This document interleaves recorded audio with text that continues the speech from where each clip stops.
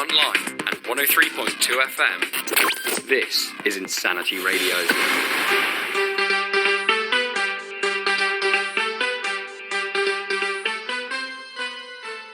Good afternoon, ladies and gentlemen. That was Depeche Mode with Just Can't Get Enough. You're listening to the Waqattack Show 12 to 1 every single Thursday. Hope you all are having a fabulous Thursday afternoon, and I'm here to bring you some juicy news stories, and boy, do we have some juicy news stories for you today.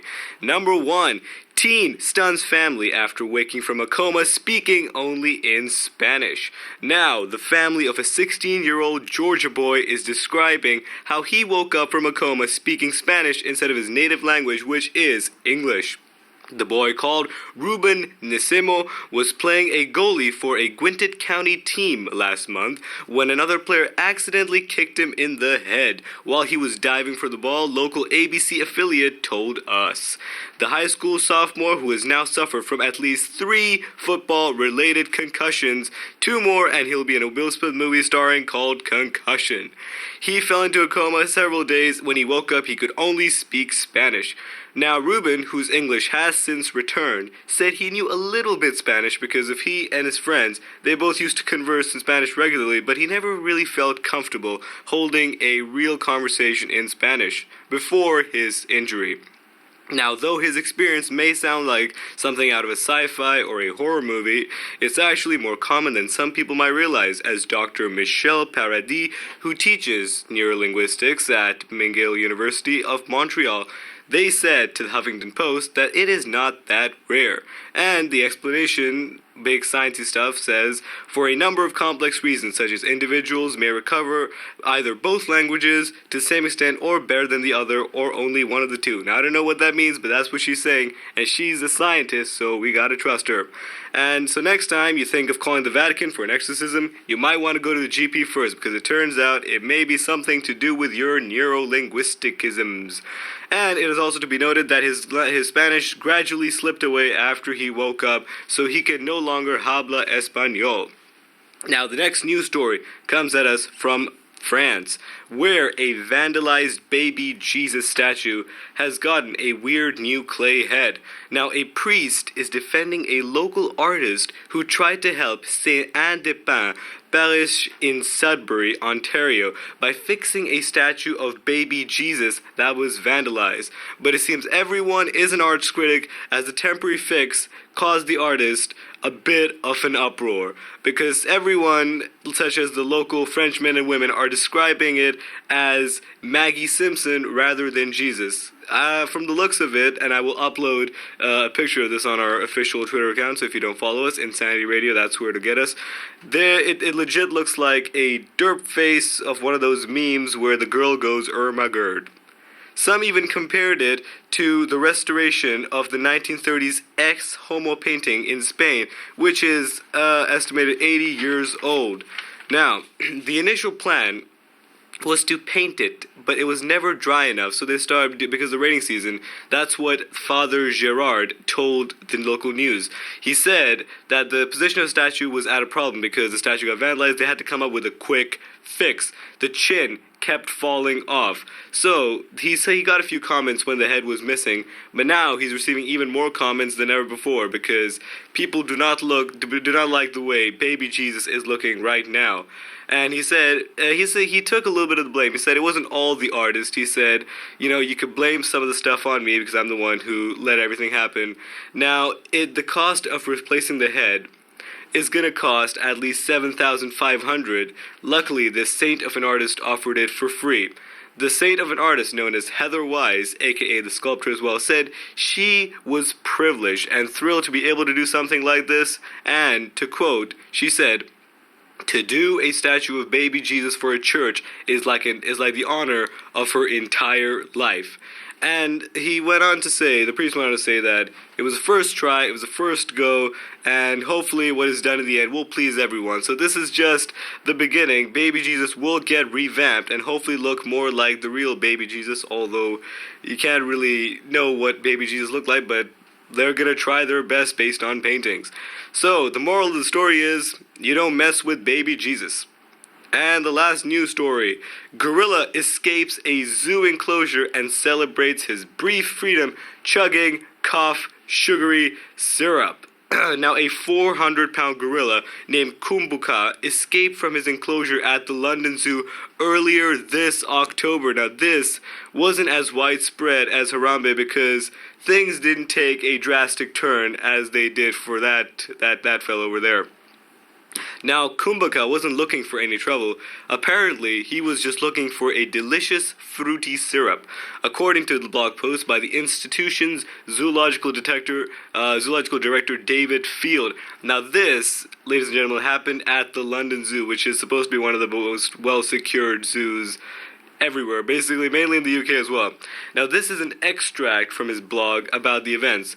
Now, Kumbuka was called into his private night quarters for his dinner around 5:10 p.m. on Thursday, the 13th of October.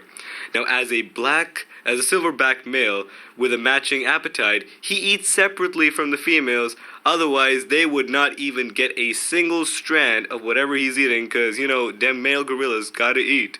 Now, unfortunately, the door to his den had not been properly secured, and a secondary security door had also not been locked. Now, then it was established that Kumbhaka made an opportunistic escape from his unlocked den into the staff-only service corridor where a zookeeper was working. Now, thanks to the incredibly close bond and relationship shared between the zookeeper and Kumbhaka, he was able to continually reassure Kumbhaka and take him back calmly to his den where he is resting now. And the director actually went on to say that, they're not actually that disappointed in Kumbhaka because he was just embracing his male gorilla instincts, which was to test the syrup to see if it was poisonous enough.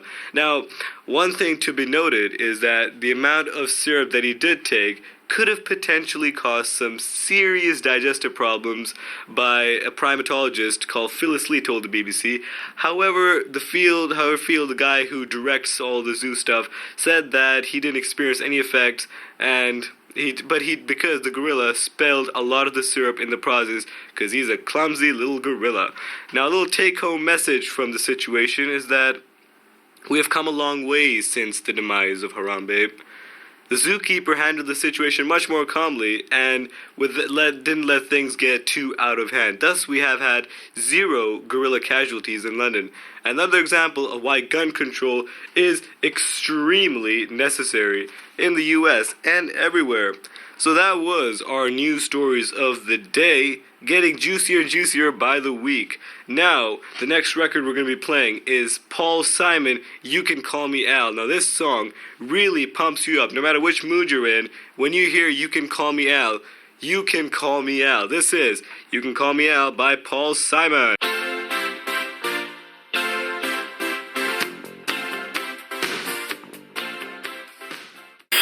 This is Insanity Radio, 103.2 FM.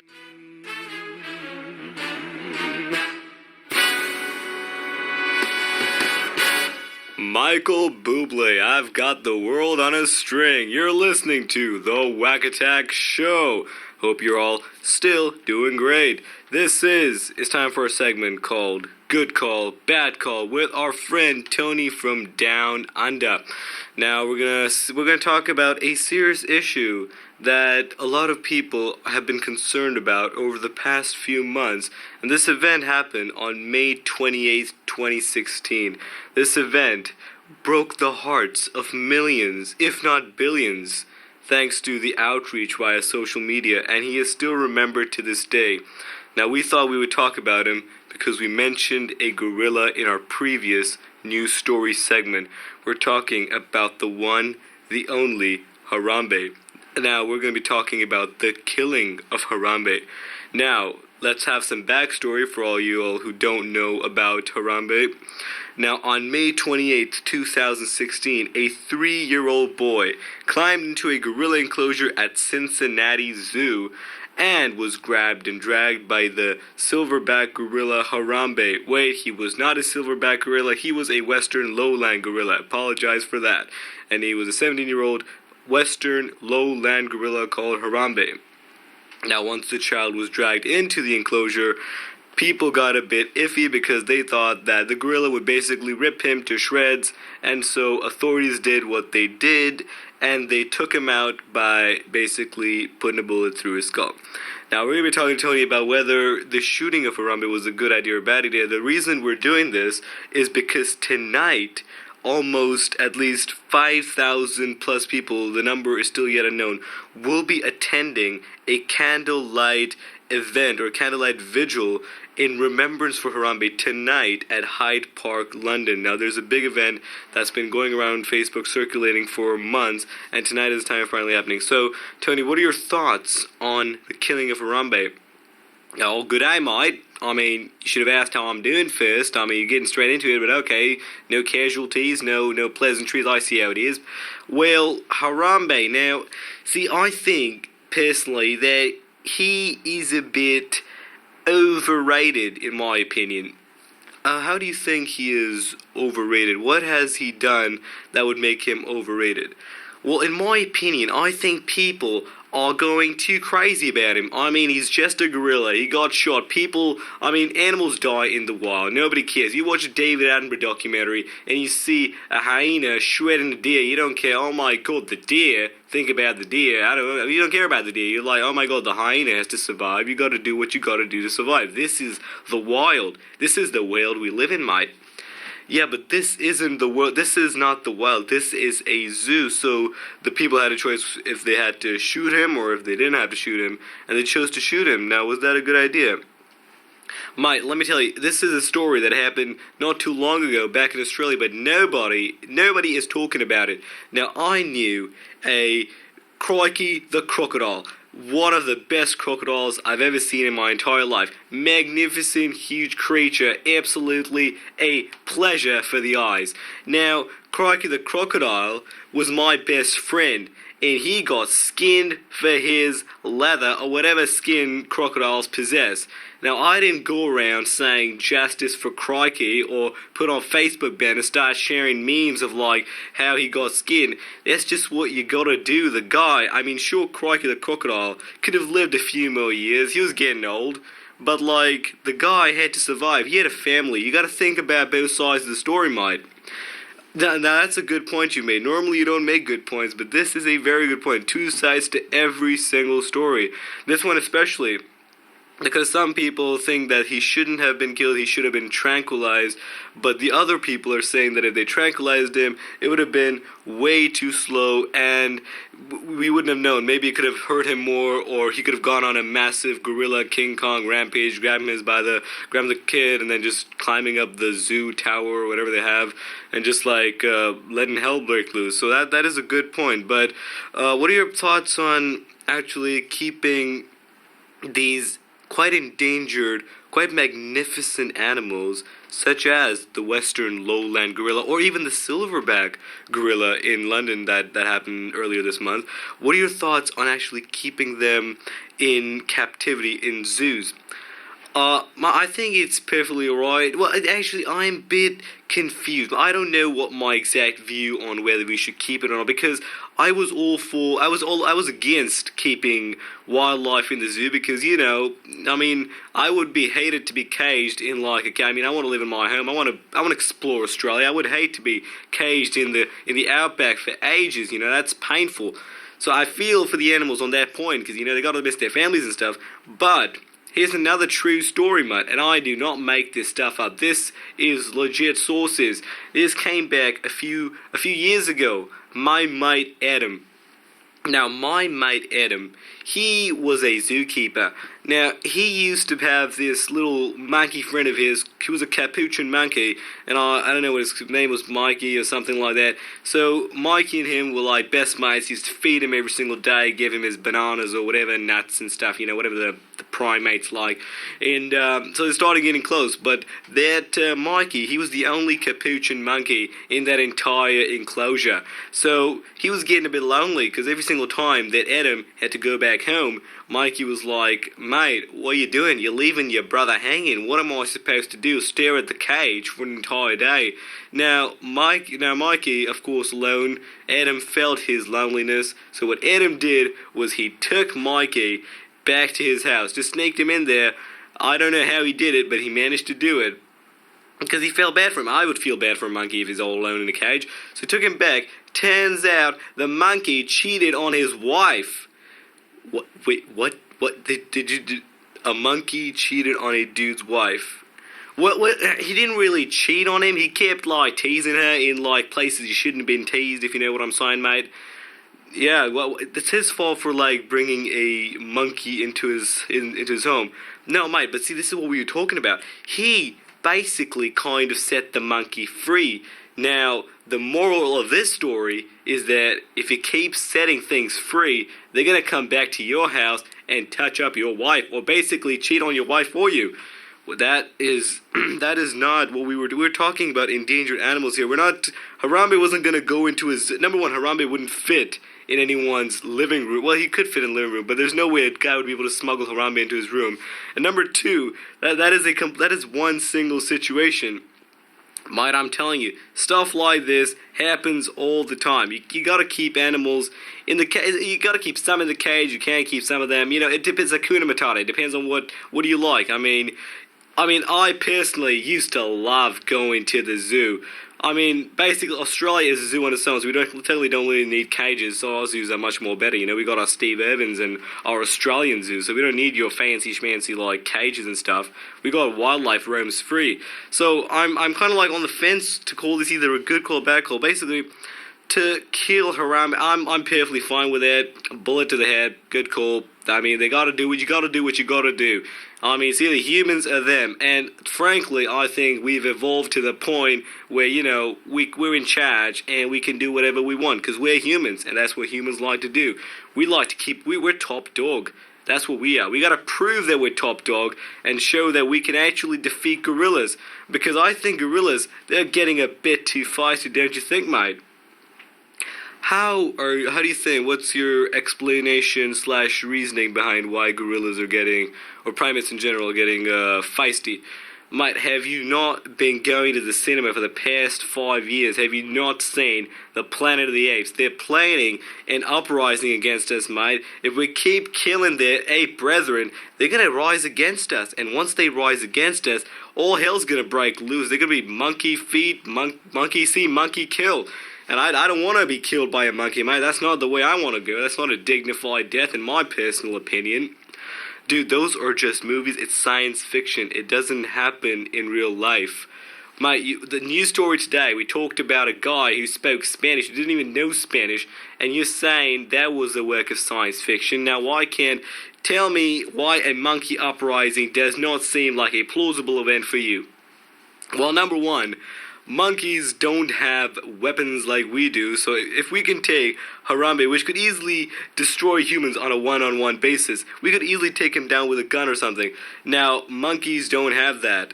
Mate, did you not see Dawn of the Planet of the Apes? Did you not see? These monkeys, they try to appear all cute and cuddly, then they get to your guns, and next thing you know, there's like a mass shooting with monkeys going bananas. Literally. It's crazy. It's absolutely out of control. We gotta control this monkey situation. So definitely a good call, in my opinion, for shooting Harambe.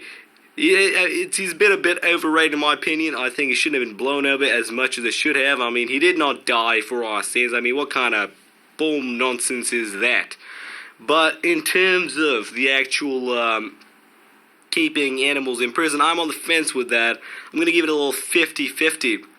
Ooh, 50-50. We've never had that on this show. Normally you just, like, ignore everything and just go straight to the bad call. No, mate, I'm actually paying attention. This is something very dear to me. I love wildlife, and, you know, I think, okay, here's my opinion. Keep some in the cages, let others free.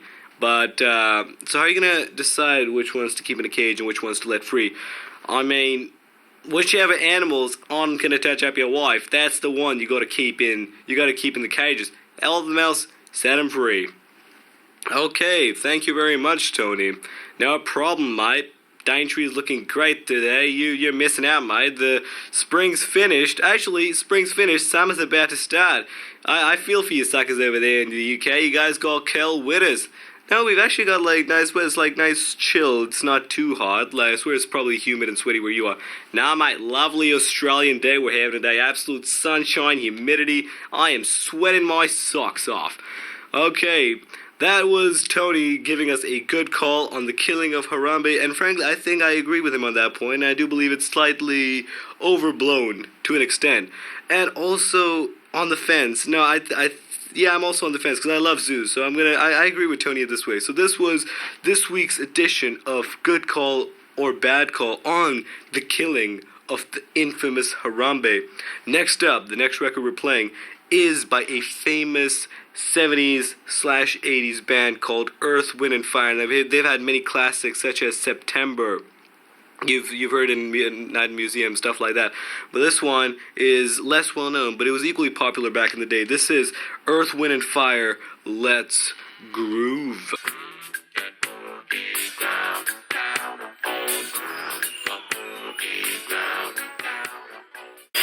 This is Insanity Radio, 103.2 FM.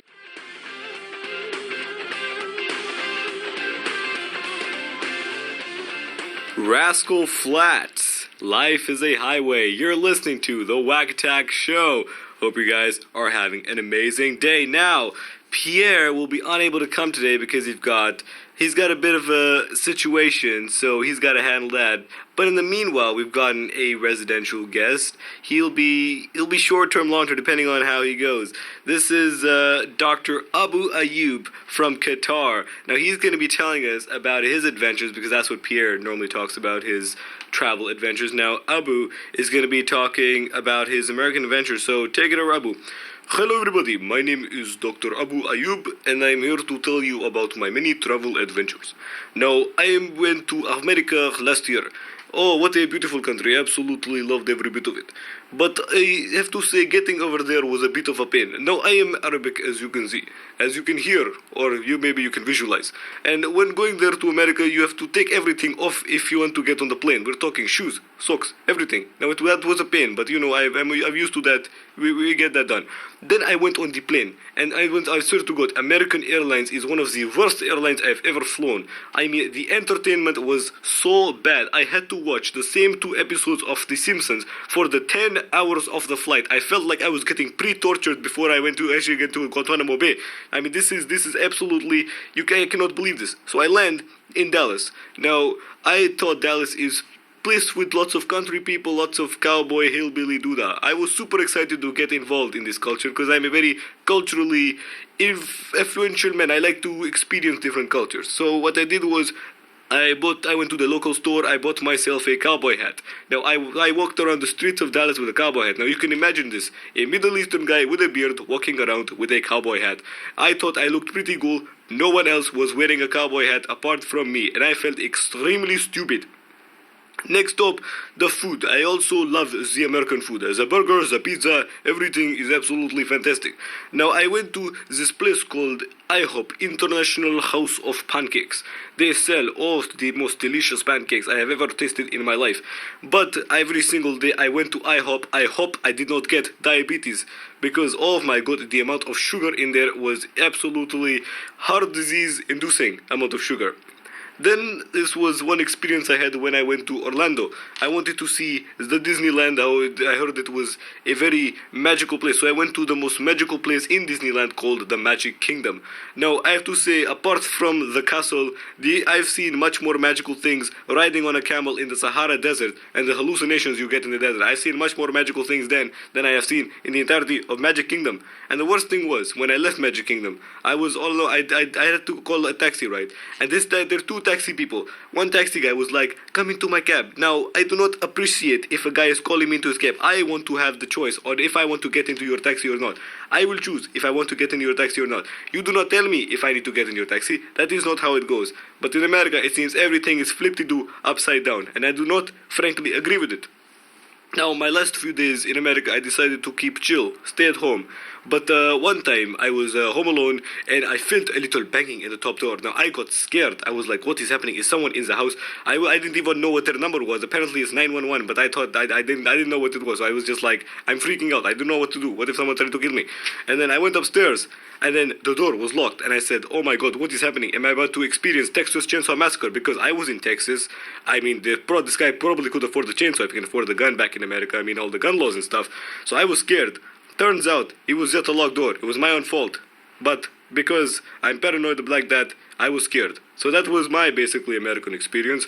Quite fun, quite scary. Well, thank you, Abdu. That was a very brief and very inquisitive explanation about your American adventure. Sounds like a very fun time. You heard it here, folks. Disneyland. Not as magical as you think it is. And so now we're going to be tuning into another Western song, actually a country song by a guy called Brad Paisley. Now, we've played a few of his tunes here before, aka Water, etc.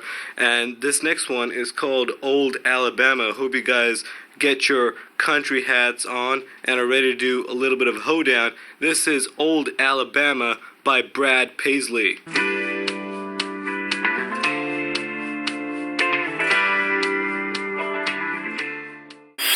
This is Insanity Radio, 103.2 FM.